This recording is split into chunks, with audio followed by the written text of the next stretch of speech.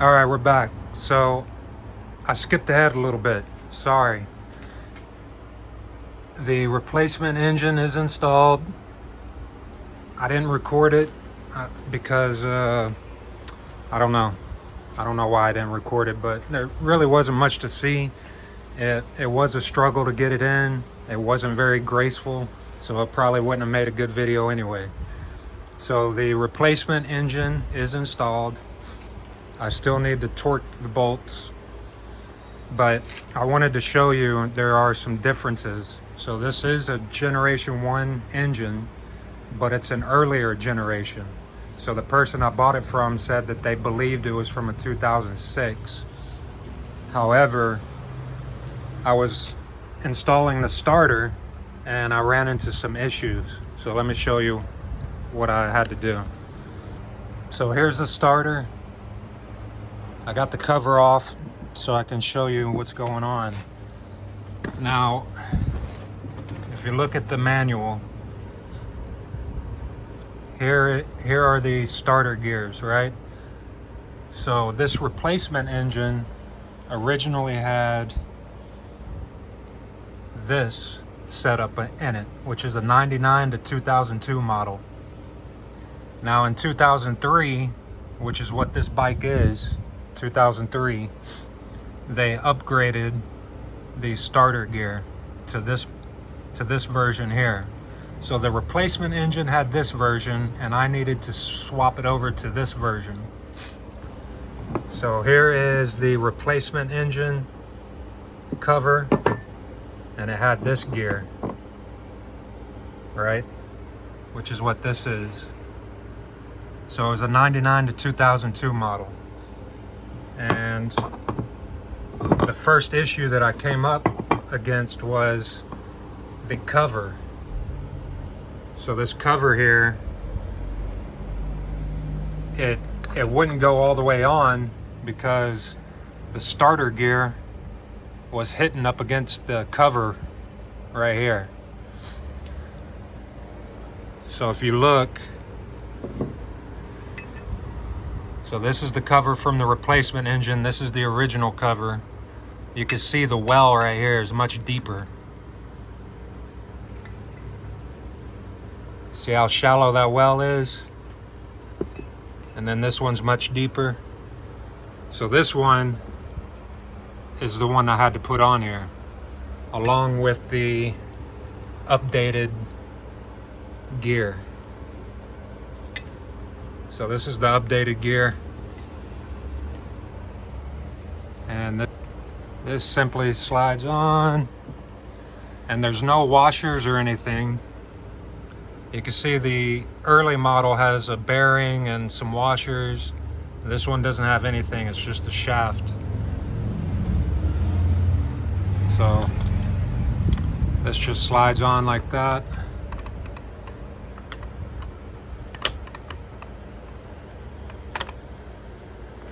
There we go. Slides on like that.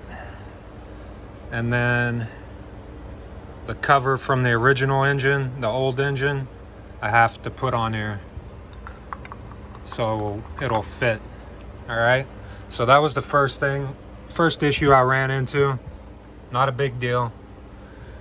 But there's another issue with the stator cover. I'll show you that. All right, so we're on the other side. You can see the starter is installed. Everything's good right there. So the next issue was the stator. Now, the early models, 99 to 2000, the issue is with the computer. The early model computers were 16 or 8, either 8, I think it's 8-bit. The bit rate on the computer is lower. So the early models were 8-bit, if I remember correctly, and then later on they came out with a 16-bit, which is what this is. So in order for this stator to work with the 16-bit computer, you need to swap out the flywheel, and I'll show you what that looks like.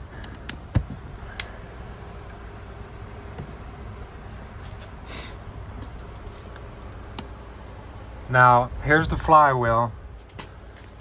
And this is the original flywheel that came with the replacement engine. And you can see the teeth right here. Let's see, 1, 2, 3, 4, 5, 6, 7, 8. So there's 8 teeth on this flywheel. Now, if we look at the flywheel on the old engine, all right, there's the stator cover. Now, if you look at the teeth on this one, there's a lot more teeth on there. All right, and there's a sensor right there that picks up these teeth as they're rotating. So I need to remove this flywheel and replace it with this flywheel. Now, I don't have the correct tool. There's a flywheel removing tool that you put in here and pull this off. I have it ordered. It should be here tomorrow, so we won't be doing this today. If you're curious, it's a flywheel. It looks like a bolt, like a big bolt, and the threads are M20 by 1.5. And you basically remove this bolt and you put the puller in there, you drive that in and you turn it and it pops this flywheel off. So yeah, that was the next issue. So if you're going to be doing this, you need to watch out for that. The starter gear will be different and the stator will be different. So if you have a 2003 and later, now I don't know if they changed it after that, after 2003, but you just need to be aware of that. There's also other little differences, but they're minor. Like they upgraded the timing chain tensioner. This is the upgraded version. It's oil dampened is what they call it in the manual. And I'll show you what the early version looked like. Okay, so here is the early version cam chain tensioner, and then this is the upgraded version. It looks like this. It has the oil line going to it. So make sure the manual tells you if you have this version to take it out and replace it with the upgraded version, which is what's on there. You can see right there, that's the upgraded version. So let me show you also what was going on with, I had another issue with the starter. So when I originally pulled the starter off, I noticed that I could turn the armature one way, but when I tried to turn it the other way, it would lock up. And it's supposed to be able to free spin either way. So I'll roll some video right now of what I did. Basically, one of the internal magnets came loose, and so I pulled the starter apart, pulled the armature off, I cleaned the bearings, I checked the brushes were fine, and I used some epoxy and I glued the magnet back onto the housing,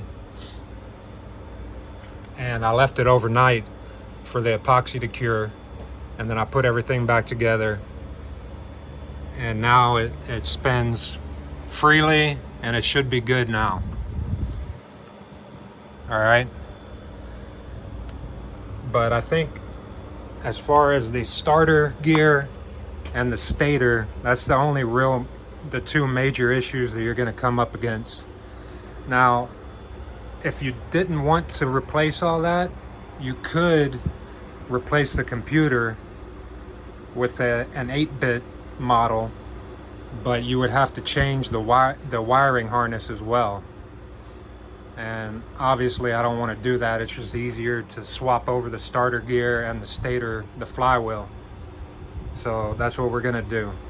All right. So one other little thing is the piston for your clutch. I'll show you the differences in that. So before I pulled the engine off, I noticed that my clutch fluid was dark.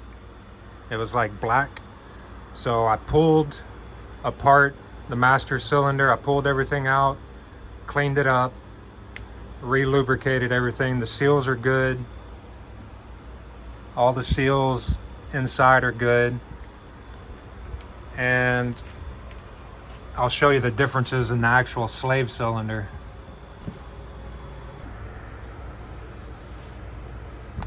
Okay, so here are the two pistons, the two slave cylinders, sorry. I removed these already just for ease of illustration. But, so you can see the early model, first generation, here's the housing, and here's the later upgraded version, I guess you could say. The wall thickness is much thicker than the early model. So you can see that the housing is a lot thicker, as well as the piston is different.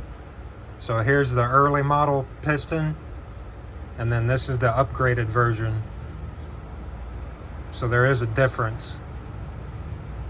You can see the difference in size. So these won't interchange, obviously, and you don't have to swap these over. It's not, it's still gonna work, but obviously if you have the upgraded version, you want to go with that. And I'll clean all this up before I put it back together, but I just wanted to show you there is a difference. So that's something else to keep in mind. This is the original cover, the sprocket cover, and here's the one from the replacement engine. I basically just took the updated version, I took it out, and I swapped it over to the new cover.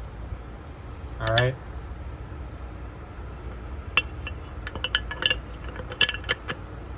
Just like that. So here's the oil cooler. It had some of these fins were bent over,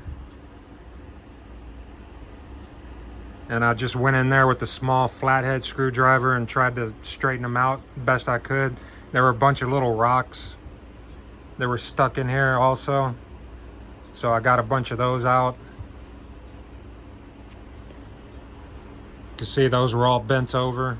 So I straightened it back out and I painted the grill. I put a coat of paint on there, so the oil cooler's good. We can reuse that, but let me show you the radiator. So as you can see, this radiator is in really bad shape.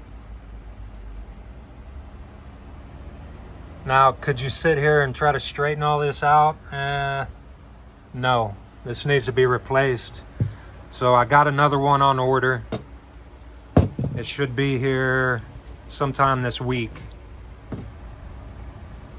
But yeah, this is the backside. It's just in bad shape. I don't want to put this back on a new engine, The fan is good. I tested the fan, and then I put a coat of paint on it, on the housing. So the fan's good. We just need to replace this radiator. So quick little edit. I've got replacement gaskets for everything in case y'all are curious. So I will be cleaning all this really well and lubricating everything before I put it back together with the new gaskets. So I've got a new radiator coming. I also have radiator hoses, some silicone hoses that are coming in the mail. And then I have the flywheel pulling tool that's coming in the mail also. All right, thanks for watching. Appreciate it. Talk to you later. Bye.